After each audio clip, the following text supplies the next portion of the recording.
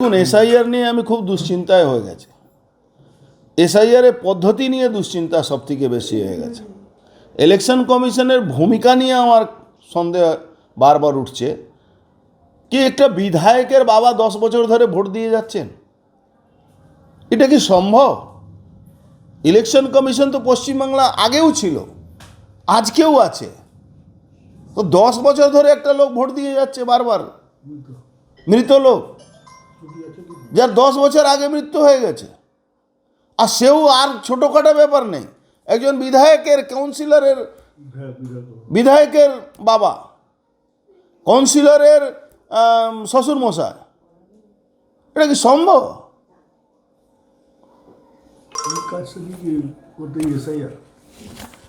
এটা খুব একটা সন্দেহের ব্যাপার হয়ে গেছে। এসআইআর কি সত্যিকারে হবে?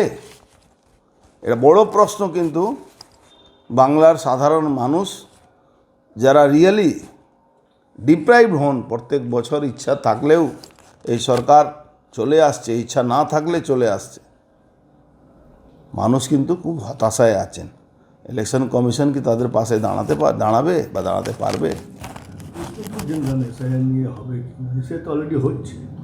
না, এসআইআর হচ্ছে, কিন্তু যেভাবে বিএলওকে হেনস্থা করা হচ্ছে, যেভাবে কিছু কিছু বিএলও আপনার পার্টি অফিসে বসে ফর্ম বিলি করছে, আইসিডিএসএস কর্মচারীদেরকে তাদের মধ্যে লাগিয়ে দেওয়া হচ্ছে, বিএলও বানানো হয়েছে, এতে একটা বড় সন্দেহ আকারে মানুষের কাছে চলে আসছে। কেন সন্দেহটা কোন জায়গায়?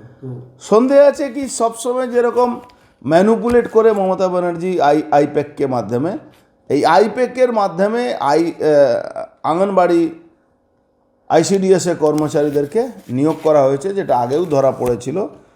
আমি বলছি এখনও একটা দৃষ্টান্তমূলক শাস্তি দেওয়া দরকার আছে।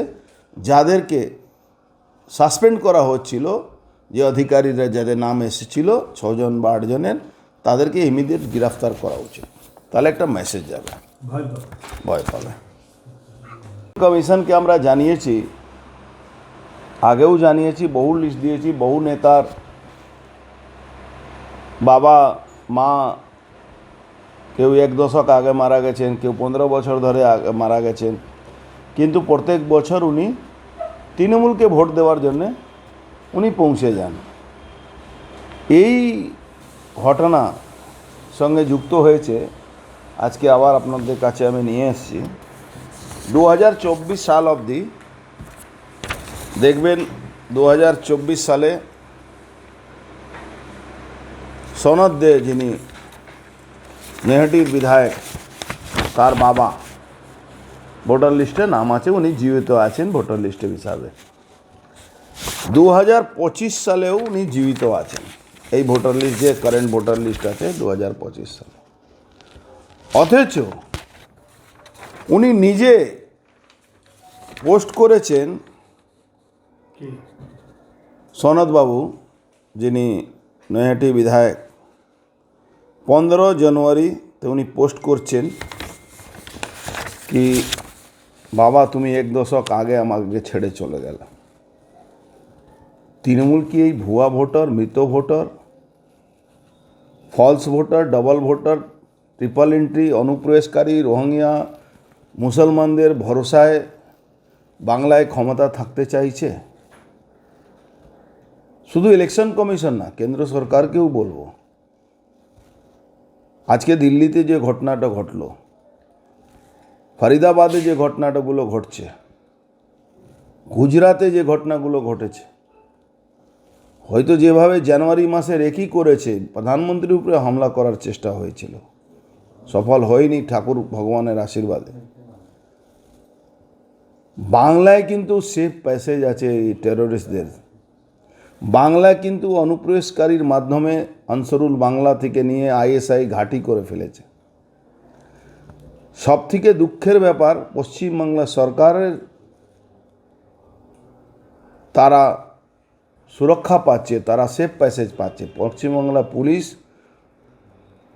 ছোট ছোট স্বার্থের জন্যে, পোস্টিং আর টাকা তোলার জন্যে এদেরকে প্রোটেকশন দিচ্ছে। পশ্চিমবাংলা সরকার তাদেরকে কোনোভাবে কোনো রকম কোনো বাধা দিচ্ছে না। আমি ইলেকশন কমিশনকে বলবো থরোলি ইনকোয়ারি করা হোক। বহু জায়গা BLO 2 যারা রাজনৈতিক দলে কর্মী করা হয়েছে তাদেরকে যেতে দেওয়া হচ্ছে না, তাদেরকে মারধর করা হচ্ছে, পার্টি অফিস থেকে এই SIR ফর্মগুলো বিলি করা হচ্ছে।